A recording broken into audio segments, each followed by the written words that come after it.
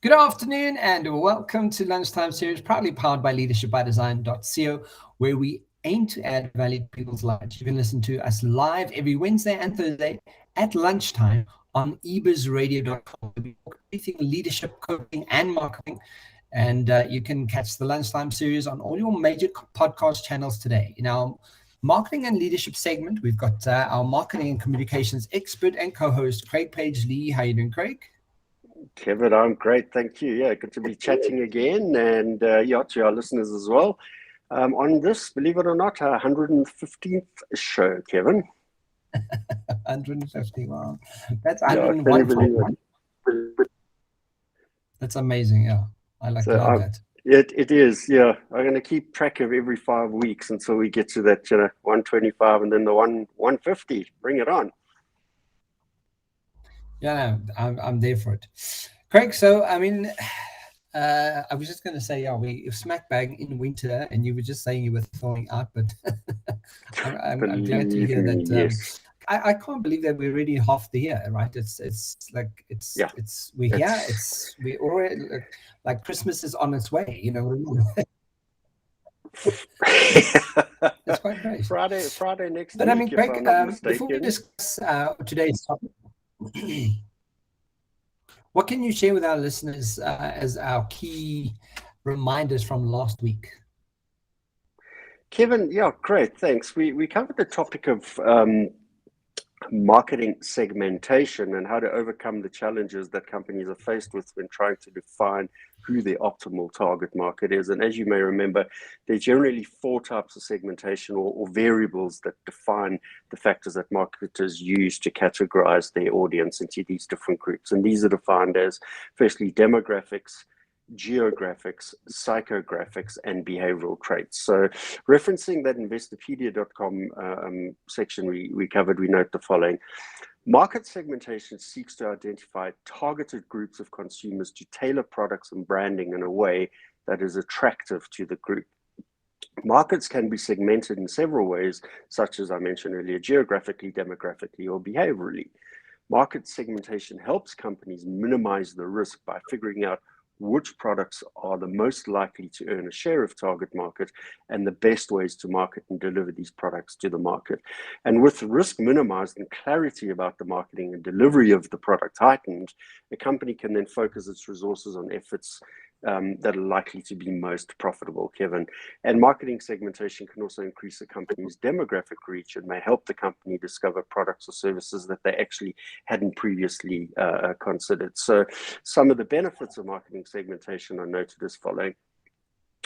Marketing segmentation allows management to focus on certain demographics or customers, stronger brand image, greater potential for brand loyalty, stronger market differentiation, better targeted digital advertising, focus on customers that matter most, power new product development, design more effective marketing, develop a customer-centric culture, create a superior experience for customers, and finally, increase resource efficiency, Kevin. And those are the key reminder points from last week. Fantastic, Craig. So, guys, if you want to check that out, please make sure that you go and check out on the Lunchtime Series on YouTube. You can see us there live, and you can see our beautiful faces. And or you can check it out on any major podcast channel that you are tuned into. But I mean, Craig, what Sorry, are we going Kevin, to be playing? just in light of beautiful faces, your face has disappeared off screen. Well, there we go. Sorry. There you back again. Yeah. I'm back again. Yes, Yeah, Craig. But I cool. mean, in terms of what we're going to be chatting today, what do you have up for grabs? So Kevin, as you know, I've been working on quite a few brand projects the past few years, and spending quite a bit of time with clients discussing the important topic of brand assets, which, as you know, is an important aspect of building a brand. And I came across quite a few good references focusing specifically on this topic last week, and knew that actually I wanted to cover this on the show coming out of the brand market segmentation conversation of last week. So one of the three references that is a report titled "Brands Are Spending on Forgettable Brand Assets," which was compiled by Ipsos and Jones Noel Ritchie agency. It was published to walk.com on the 15th of June 2023.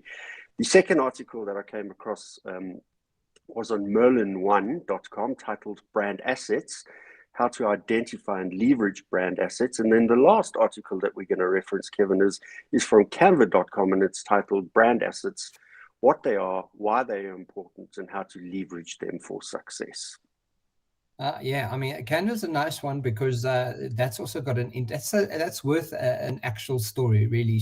I don't know if you know the Canva story, but it's definitely something you must talk about. Yeah, in fact, I'm actually going to make a note of that whilst just grab my book here, because I think the Canva story is a great story. Just quickly scribble that down. I'm curious about these articles. So what are you going to be teaching us, and what are we going to be learning about today? Okay, cool. So as we usually do, I think I first want to set the context on the topic being covered, and then dive into the conversation. So let's start by looking at the meaning of the term brand assets, Kevin, and then referencing Canva to start off with. Brand assets are design and marketing elements that convey a business's identity and are easily recognized by consumers. They promote a quick association, and it helps set the brand apart from its competitors. According to the Ipsos report, distinctive brand assets play an important role in building a strong and memorable brand. Used consistently over time and across media, they become a powerful way to immediately associate ads with brands, as well as making marketing efforts more effective. They also drive business results. And then, according to one of my other favorite content portals, HubSpot.com, as you know, brand assets are recognizable elements that embody a company's identity. From logos, typography to taglines, brand assets make it easy to identify a business and help it stand out from the competitors and give cues to customer associations, Kevin.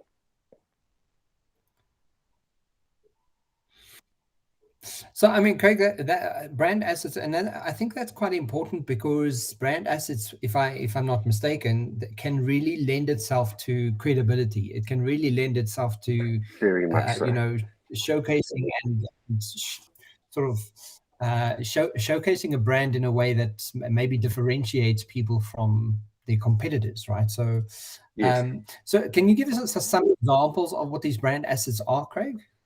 Yeah, absolutely, Kevin. So there's quite a list of brand assets that need to be considered when building a brand, so that it does stand out from the competition. And some of these are the likes of, obviously, the brand name, the logo, the color palette, your typography, certain design elements that come through, very important voice and tone, slogans or any taglines, sounds, songs, nomenclatures, mascots, videos, packaging if you're an FMCG brand, and lastly, all of this is actually brought together in the cluster of a comprehensive brand guidelines that organizations use to ensure the consistency.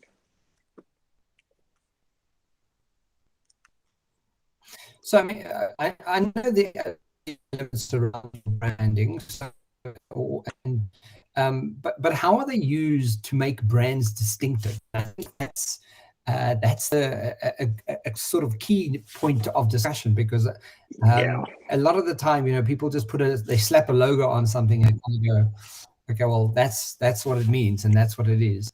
But there's a lot more to Kevin, it, and that's why good point. It's an asset. Correct. Yes. So in this instance, to that question, I'm going to reference the article titled "Brand Assets: What They Are, Why They're Important, and How to Leverage Them for Success." And that's the article that was published on Canva's branding blog. So let's look at some of these, starting with the one that we'd all expect, and that is brand name. So Kevin, if you're just starting out as a business or considering a brand refresh, you really have the opportunity to develop a brand name that is catchy, meaningful, and easy to remember. And successful brand names usually determined by actually selecting a name style, such as naming it after the founder, for instance, Dell Computers, using acronyms like IBM, or describing what the actual product or service does, like Microsoft. Next is a logo, which are quick visual cues for your customers, and developing and maintaining recognizable logos is key to a successful marketing and branding strategy. And important yet to remember is to include multiple variations of the logo, specifically relating to color, size, and configurations in the brand toolkit, Kevin. For instance, horizontal logos, vertically stacked logos, color or plain versions for white backgrounds, black reversed logo on background, and then full color backgrounds as well. And then the third next important asset is that of the actual color palette. And as we know, color plays a fundamentally important role on first impressions and helps improve the overall appearance of the brand. And a great approach would be to actually study the psychology of color and actually then look at which colors align and associate best with your brand identity and the actual emotions that you're trying to evoke from your audience in this regard. A perfect example, and again, I reference Microsoft here, is Microsoft has got quite a distinct color palette, which consists of a combination of 4 colors that are synonymous with their products. And it works on the basis of each of those 4 squares are placed together to appear like a window, with each square representing one of Microsoft's different applications. So for instance, the red represents the Office suite of applications, the green represents Excel, the blue represents Word, and the yellow represents Outlook. So you can see how the colors really come together to help deliver the message and support the brand name. Then we have the concept of typography, which relates to a typeface or font types and styles. And you need to select a font type that really reflects the message or emotions you want for your brand to communicate. For instance, Coca-Cola has got this beautiful classic font choice, and it's got this playful, timeless aesthetic to it. And that matches the brand's identity in every essence. And the beautiful flow and energy that comes with the logo, if you look at it, having been developed in the 1890s, there's absolute relevance today. And when you play it against the positioning of open happiness, you can just see how that actual logo type works with the positioning of the brand. And then the last of the important brand assets is your slogans and taglines. And these are the phrases that customers actually begin to associate with the brand. And probably one of the most popular in the world is Nike's tagline, "Just do it." It's immediately associated with the brand. So whether a customer reads or hears it, they instantly know what the content is about. And then when you lock up your taglines and slogans with your logo, you actually help to maximize the effect of any communications in your campaigning, and it entrenches your brands clearly in the minds of your customers, Kevin. Craig, what's interesting about knowing this, and sorry, I'm just turning off my camera every now and then before for the sake of proper signal connectivity, yeah. Yes, but what's interesting about, since I have changed my logo, you won't believe how many people have noticed. Oh, wow, that's great. People have actually said to me they've noticed the difference, they've noticed the change, they've noticed that, like my face is seen in the logo, they've noticed little tweaks and changes. So, when you listen to all of this, you kind of go, okay, cool. Then, I'm definitely, hitting the spot here. And that's fantastic. In the past, we've spoken about the importance of video and audio in advertising. So are these also brand assets? Yes, most definitely, Kevin. Good question. They are actually important assets that in many ways depict the real tone and voice and visual style of a brand. And it's because they move from that written word and static representation to that of much more expressed emotions, both visually and verbally, and as you note, in audio as well, Kevin. So staying with the Canva article, we learned that it's important not to overlook developing these assets, specifically the likes of audio, where research shows that we tend to remember music even better than our own memories, Kevin. So if you want your brand to stick in the minds of your consumers, create a catchy jingle or audio recording. And probably one of the most known ones here is McDonald's jingle with that trademark phrase, "I'm loving it." The other one we did talk about extensively when we covered this topic some time ago was the Netflix a little trademark nomenclature as well. Really, really powerful for association. Photography also plays a key role in creating that brand differentiation. And in this instance, Apple's brand photography style always portrays a sense of precision and attention to detail. And that really alludes to that high-tech company feel and approach. And then lastly here, video is definitely an effective way to stimulate positive emotions and interest from your target audience. And there's much been done in the realm of utilizing video for advertising beyond just the social media components. But yeah, a perfect example goes to the amazing show we had when we spoke about Taylor Swift, where she goes behind the scenes and creates footage and shares that with their followers, and it gives them an inside look into her world and the brand that Taylor Swift is, and they get this better resonance and emotional connection, and therefore builds much more trust with her as a brand, Kevin. Absolutely, yeah. But I mean, Craig, what's interesting is how do you identify a brand asset? Because can you get it wrong, for example, like yes, you definitely an can. Yeah. There's a lot of brands that have got it wrong. I just let me go through the points, and then you'll get to see how it plays out. So it's got different approaches to how to identify the assets, but I think referencing the Ipsos and Joel's Knows Richie agency article that I mentioned is titled "Brands Are Spending on Forgettable Brand Assets." We learn that there are 5 important considerations, Kevin, when building that strong, memorable brand, and these are noted as follows. You've got to have a distinctive logo, but it doesn't guarantee a distinctive brand. A distinctive brand requires sustainable use and engagement from and with the consumers. Slogans aren't also just about words and tone of voice. Your typography and sound can actually be important too, as we've just mentioned. Mascots can actually bypass any conventional marketing logic, and surreal can also be successful, and we've seen many brands associating with mascots.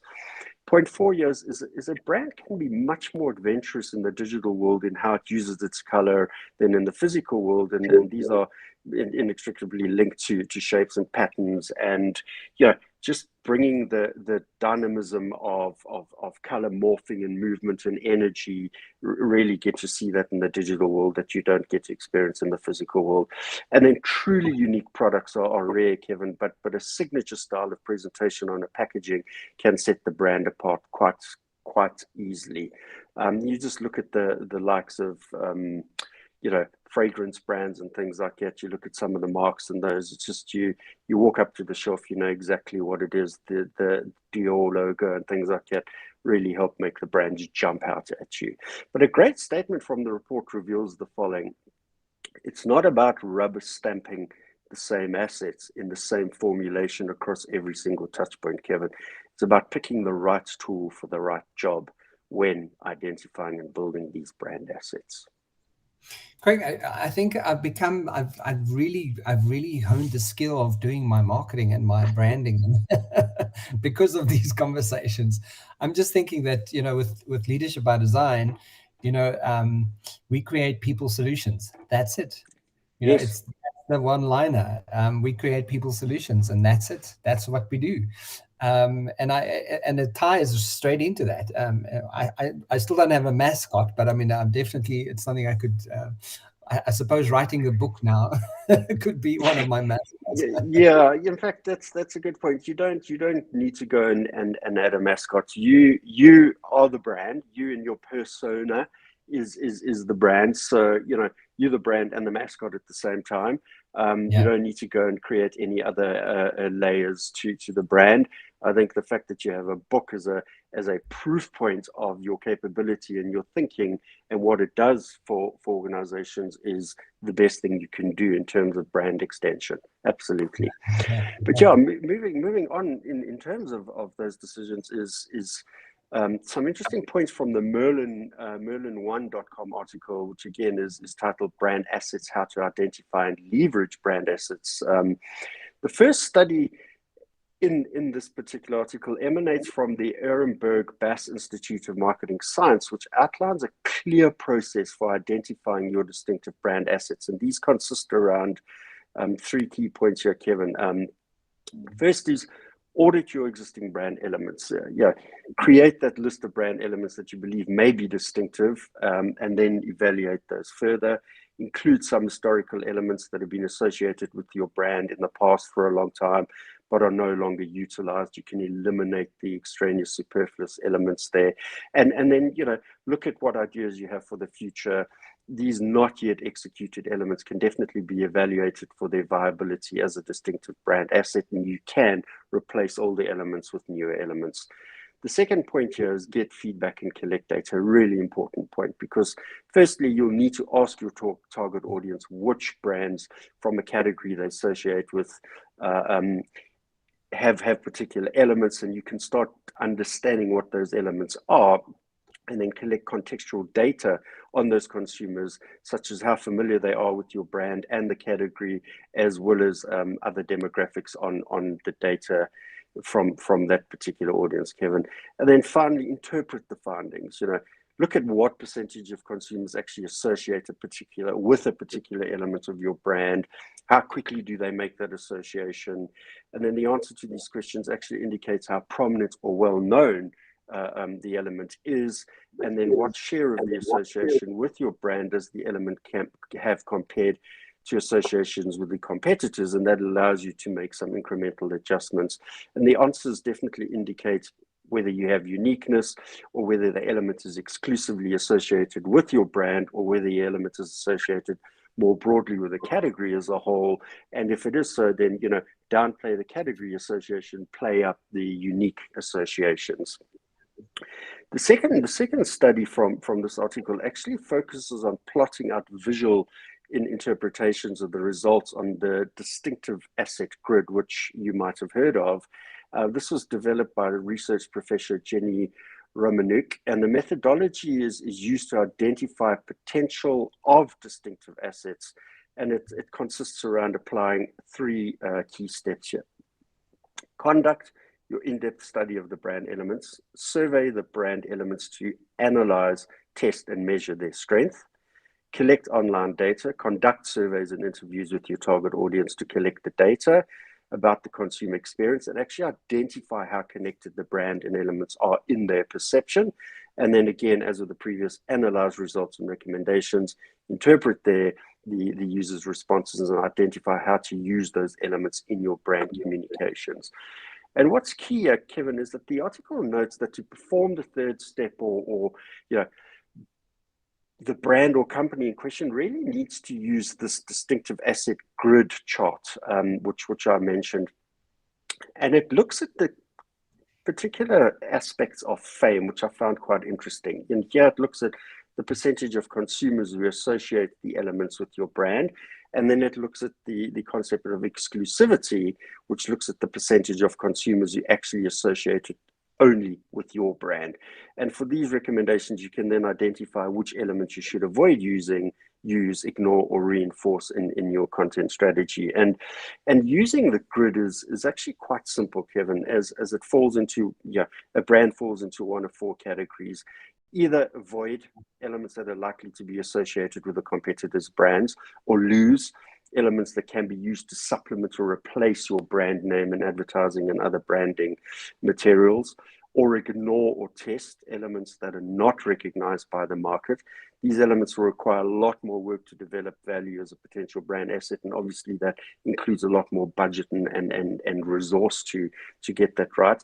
And then look at the invest potential, elements that have the potential as a brand asset but require further development through consistent use alongside your brand name and other distinguishing elements to strengthen the association with your brand. And what's quite cool here, Kevin, if you look at the spectrum of the grid, the typical four quadrimetric grid, fame on the vertical axis, uniqueness on the horizontal axis, fame moving from low fame to high fame as you move up, and then uniqueness moving from low to high as you move across to the right. And your bottom sort of least desirable space is the ignore or test space, which really it's not known at all in the market, needs considerable work to develop any value, and move it away. As you move up to fame, you move from ignore, test to avoid. And this is highly likely to evoke competitors, so best avoided. If it must be used, it needs a very strong direct brand accompaniment, and you'll get to see what that is now. Then going back to the lower end of fame, but moving across to the higher end of uniqueness, investment potential sits in that spectrum. And then this has potential, but needs wider, more consistent use and actually linkage to the brand name. And yeah, you need to monitor for competitor ambushing. And then obviously in most of these metrics, the top right-hand corner is the sweet spot where you want to be. It's the target for any movement, and that is use or lose. And so this will have high fame opportunity and high uniqueness opportunity, and it can be used to supplement or potentially replace the brand name and advertising, but don't neglect further building, and watch out for DK if you don't use that particular brand asset, Kevin. Craig, quick question, like, can you use this grid in terms of product? Because I'm just looking at the way that it's set up, is sometimes it could be a wonderfully famous but very not unique product. And maybe that's not Kevin, what your brand absolutely. Product, yeah. If your brand consists of a portfolio of products, a portfolio of service offerings and things like that, I think there's definitely opportunity to look at the relevance of a product or service in this particular spectrum. There are other layers or other lenses that need to be looked at again in terms of, is it meeting a need, as opposed to the brand approach. Take the same principles, yes, but look at it. If avoid is the spectrum that you're evaluating a product or service against, what is the other lens that you need to add to that? Why avoid? Well, it's not meeting my needs, it's too expensive, it's not delivering, it's outdated, it's those are the layers that. So as a grid and a matrix for application, yes, I like your question, but definitely it needs to be looked at through other lenses relative to that actual product service delivery and what it's promising or not promising. Yeah. So, Craig, it's been an interesting look at brand assets today. But what are the key takeaway points that we can share with the listeners from today's show? Kevin, yeah, I want to recap the 4 points referenced in the canva.com article and just look at them in a bit more detail. And that article, again, as a reference, was titled Brand Assets: What they are, why they're important, how to leverage them for success. And the points were listed as why brand assets. So why are brand assets important? Brand assets build trust. Brand assets improve ROI. And brand assets strengthen brand identity. So let's take a look at each of these. So why are brand assets important? Well, distinctive brand assets obviously impact and increase awareness. They clearly improve marketing ROI, and they most definitely strengthen any brand identity, Kevin. And over time, brand assets become more recognizable. You increase customer trust and brand loyalty. And once you've successfully increased that awareness and trust, start focusing on maintaining customers, build a loyalty aspect rather than attempting to convert new customers. The second point raised was brand assets build trust. So it's a nice segue from the previous point. So presenting that unified brand through all of your brand assets while providing that quality or service or product helps build that brand trust. And be aware, though, that customers will begin to expect high quality whenever they see your branding, as they believe that your product or services is the one that they can trust. Make sure not to fail or promise. And interestingly, I think this particular section talks nicely to your question around whether the matrix has relevance in looking at a product or service by answering and talking to those 4 quadrants. You need to build a reputation of reliability if you have any intent of increasing conversions, Kevin. And definitely it's a 2-part process that sets you apart from your competitors. The first being deliver a great product or service by understanding and meeting those customers' needs, exactly as I said earlier. And then the other part is just make sure that your audience actually chooses your brand over another because they expect and receive that positive experience. The third point here is brand assets improve ROIs, and reputation of your marketing assets is key. In other words, consistent branding will make people more familiar with your brand. It'll help you save money and improve your ad spending ROI. Remember that people tend to like something more as a result of previous exposure to it, irrespective of how brief or fleeting that moment was. And we see that successful brands know how to leverage the audience and make purchasing from them a habit by more of that exposure. In this instance, consistent brand assets align with the customer's need for consistency. And then finally, Kevin, brand assets strengthen brand identity. So strong brand identity is built on the foundation of this distinct and clear set of branding guidelines. And your guidelines should include specific brand asset instructions, image specifications, conditions for when each of the assets can and should be used. And the more specific you can be about your brand assets, the more cohesive your brand identity will be across all of the touch points in the brand repertoire. The brand guidelines are especially important to help prevent misrepresentation of your brand. So if you've got a large team of many stakeholders who use and edit your existing brand assets, clear guidelines can help streamline the content production. And this includes from colors you use to the size and orientation of your logos. Behind all of this, every design aspect of your brand asset has to remain consistent, Kevin. And those are the key takeaway points for today. Fantastic. Interesting topic, guys. And Craig, thank you for that. I mean, it's a small segment but I think a very large, can have a very large impact on how a brand is perceived. Right. I like the way you say that. Yes. So whilst it may be perceived as a small segment, it probably is one of the most important.